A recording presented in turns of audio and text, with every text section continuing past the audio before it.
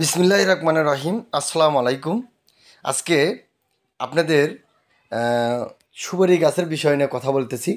আমি সর্বপ্রথম বাইক নিয়ে বার হচ্ছি। আজকে আমরা যে যে জায়গায় গাছ দিছি সেই জায়গাগুলোতে আমরা অবশ্যই যাব এবং আপনাদেরকে দেখাবো।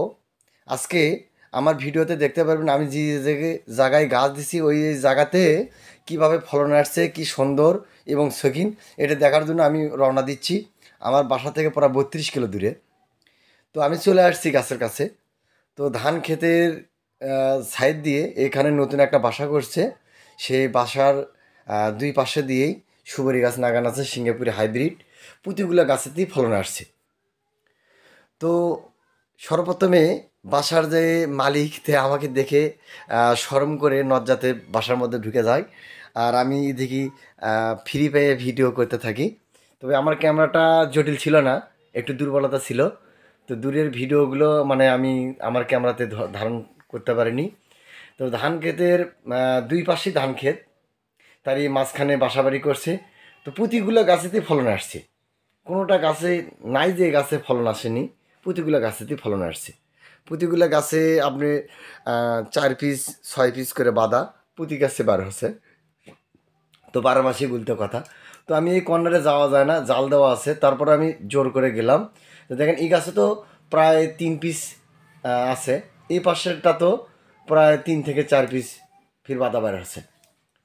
তো আমার মূল উদ্দেশ্য ছিল আপনাদের দেখানোর জন্য যে আপনারা অনেকেই আমাকে বলে থাকেন যে খালি ভাই আপনি ভিডিও সুপারি গাছ বিক্রি করেন, তো কোথায় দেশেন এরকম জায়গাতে কখনো আসছে নাকি, সুপারি ধরছে বা আসছে নাকি। তো এই মূল উদ্দেশ্য করে নিয়ে আমি বার হচ্ছিলাম। তো আজকে আমার এই ভিডিওটা না টেনে দিয়ে শেষ পর্যন্ত দেখতে থাকুন। অবশ্যই আপনাদেরকে দেখাবো আমি কোথায় কোথায় গাছ দিছি, সেই গাছগুলো কেমন, আর সুপারি আসছে কি আসেনি। তো মূল উদ্দেশ্য খড়ির একটা মাচা ছিল, মাচাঙ্গের সঙ্গেই এই পাশে 10 পিস গাছ ছিল। তো 10 পিস গাছেতে প্রতিটা গাছেতেই ফলন চলে আসছে। এদের দেখুন প্রতিটা গাছেতে ফলন আসছে। তো ওই পাশে পানি আর খড়ি আছে, আমি এই পাশে আসলাম পশ্চিম পাশে। তো পশ্চিম পাশ থেকে গাছগুলি একটু হলেও ক্লিয়ার দেখা যায়। তো প্রতিগুলোতেই ফেনি আসছে। তো মূল উদ্দেশ্য এই বাড়ির চতুর্পাশে দিয়ে 50 পিস গাছ লাগানো আছে। তো 50টা গাছের মধ্যে মনে হয় 10টি গাছে মনে হয় ফেনি এখনো আসেনি, আবার সবগুলোতে আসছে। এই গাছটা তো লক্ষ্য করে দেখেন একটা ফেনি বার হচ্ছে এবং বার হচ্ছে একটা। আর এই পাশে আসলাম, একটি নাইয়ের গাছ ওপেন করছে, তার কাছে একটা সুপারি গাছ, সেটা তো ধরছে।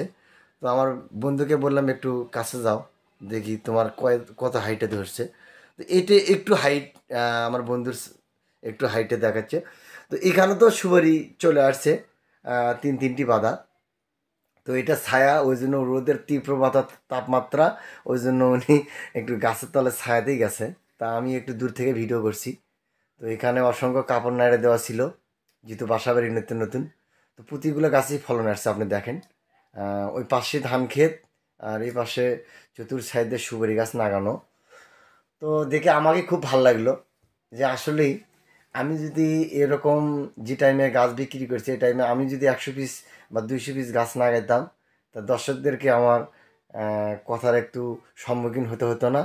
তাহলে তাদেরকে আমি সরাসরি দেখাতে পারতাম যে আমাদের কাছে সুপারি আসছে। তারপরে আমি যে কয়টা গাছ আমার বাগানে থিয়ে দিয়েছিলাম সে কয়টা গাছের মধ্যে বিক্রি করছি। এখন বর্তমানে আমার কাছে 2 পিস চারা আছে, আরগুলো আমি বিক্রি করে দিছি। দেখুন 12 মাসির একটা উদাহরণ, প্রতিটা ঝাড়ে অসংখ্য সুপারি আসবে এবং একটার পরে একটা বাধা বার হবে। এটা মূলত দেখতে পাচ্ছেন, হইতে পারবেন আপনারা বললাম যে দেখতে পাচ্ছেন ওই জায়গায় এত থাকলে তো ছোট হবে না, গাছে এদিকে এগিয়ে আসো। কিভাবে উনি ফলন এগিয়ে আসছে, আসলো, আসার পরে এই যে তো দেখতে পাচ্ছেন মাঝখানে একটা অসংখ্য মিস গেছে। সুপারি যে কোনো দানা কারণবশত এসে গেছে। আমি বাসাওয়ালাকে জিজ্ঞেস এই করলাম যে যে দেখতে এখানে কি পাচ্ছেন। হয়েছিল। তো এই ছোট ধরনের সোল গাছগুলো লাগে নিতে হলে ওখানে টানে আমাদের একটু দেওয়া স্ক্রিনের ছিঁড়ছে। নম্বরে ফোন করে সেই অবশ্যই এই এই ধরনের জায়গাতে গাছগুলো নিতে একটা পারবেন। বাধা মিস এরকম গেছে। প্রতিটা গাছেই আর এরকম এখানে ফলন আসছে। প্রায় 4টে বাধা আছে, আর এই গাছটাতে এখনো আর ফলন বাধা আসেনি, বার হচ্ছে আসতেছে এরকম।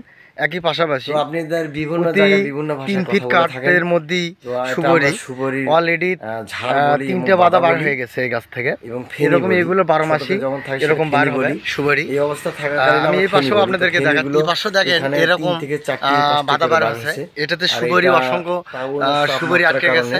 আর নষ্ট খরানের জন্য হচ্ছে। খরানের জন্য একটা পাতাতে সুপারি আসেনি, এই যে দেখেন শুকিয়ে গেছে। তার নিচের পাতাটাতে আবার সুপারি অসংখ্য আছে, পাশে ইট ভাটা আর দেখা এটাও যাচ্ছে। আছে। আমি যেহেতু এখানে ওই পাশে আবার তার কাটা দেওয়া এখান আছে, থেকে এই জন্য আমি প্রায় যাইতে পারছি না। 2 কিলো আর একটা দূরে এতে দেখাচ্ছি, সেখানেও গাছ আছে। এটা তো পুরো আসছে, সাইডটা আপনাদেরকে ঘুরে ঘুরে এটা দেখাচ্ছি। মূলত সিঙ্গাপুরি হাইব্রিডের মূল বাড়ির উদ্দেশ্য। চতুর্পাশে আপনারা দিয়ে দেখেন এই সুপারি পাশে যে গাছগুলো গাছগুলো লাগানো আছে, আছে, যে ওই পাশে ধান ক্ষেত, কর্নার ওই দিয়ে পাশে লাগানো, পানি।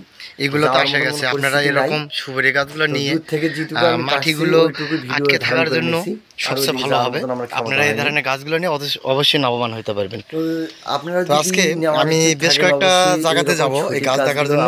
আপনারা আমার সঙ্গে থাকার জন্য আপনাদেরকে অসংখ্য ধন্যবাদ। এবং এরকম নিত্য নতুন ভিডিও পেতে অবশ্যই আমার চ্যানেলটা সাবস্ক্রাইব করে রাখবেন। এবং আপনাদের ভালোবাসার ক্ষেত্রে আমি ইনশাল্লাহ দৈনিকলি এরকম ভিডিও আপনাদেরকে দেখাবো ইনশাল্লাহ। এই যে দেখতে পাচ্ছেন এরকম গাছগুলো ইনশাল্লাহ প্রতিদিন এগুলো আমার নিত্য নতুন ভিডিওতে পাবেন। তো সকলে ভালো থাকবেন, সবার মাঝে বিদায় নিচ্ছি। আসসালামু আলাইকুম। এটা একটা নাবের বিষয়, কোনো কি নষ্টের হবে বিষয় না। না। তারপরে এই পাশে একটা গাছ, আম গাছের, এটা বাইরে পড়ে আম গাছ। তো আম গাছগুলো আমার থেকে 2টা আম গাছ নিয়েছিল, আর বাকিগুলো কোথায় থেকে কালেকশন করেছে তা জানি না। সে আম গাছের তো আম ধরছে অবশ্য, আর এখানে আমার সুবরিও ধরছে। আমি মূল উদ্দেশ্যে আমের বিষয়ে ছিলাম না, আমি সুবরির উদ্দেশ্যে ছিলাম যে সুবরি গাছে কীভাবে ফিনি আসে আর এগুলো ঘরে কেমন। তো আমার ইচ্ছে ছিল আপনাদেরকে যে সুপারি গাছ কিনে এনেছে তার সাথে একটু সাথে কথা বলে দেবো, কিন্তু উনি লজ্জায় বাসার মধ্যে ঢুকছে, কিন্তু পরে আর চেষ্টা করে বার করতে পারিনি, উনি বার হয়নি।